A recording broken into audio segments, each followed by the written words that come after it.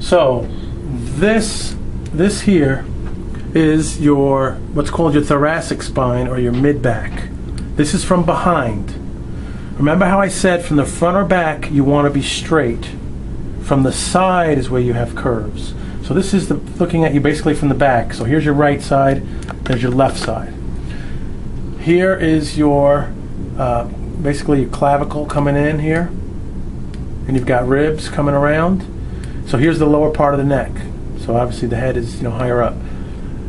But if you notice, as we come down, we have a little bit of a kink here. In other words, we're not just coming straight up. We kind of come up to the right here, and then we kind of come almost left here. So we're not seeing a straight movement. There's a, and I would say it's mild, but abnormal lateral curvature or scoliosis. It's just mild, that's all, on this part. But we definitely see it. And if you remember, that's why this shape was higher. Yeah, that could have something to do with it, somewhat. But we're not down at the hips yet, so we're going to look at that. This is the middle back. There's going to be another piece down here too before we get to the hips. So I'm going to show you that in a moment. And a lot of that has to do with the upper cervical area, the pressure on the brainstem affecting the tone of the muscles, and usually it'll pull one side tighter than the other. For your case, if the left hip is high, well, it's pulling the muscles tighter on the left side. So this here is the side view of this same picture.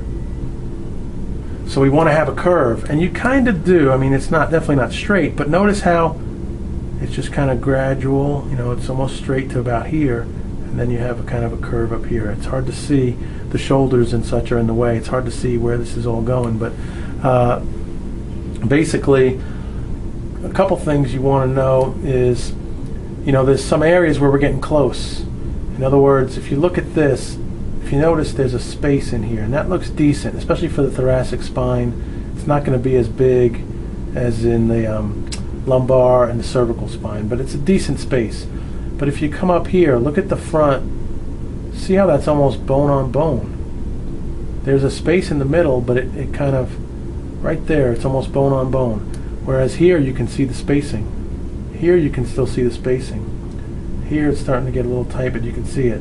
Now these films are really hard to look at in detail because so many things get in the way. So this is really almost the only area we can clearly see. We can look at some of this as well and start to get at that, but it just gets real hard to see. There's so many things kind of getting in the way. So you do have some degeneration in there as well in the thoracic spine. Now, we're also going to look at the lumbar spine, which is now the lower part. So we'll take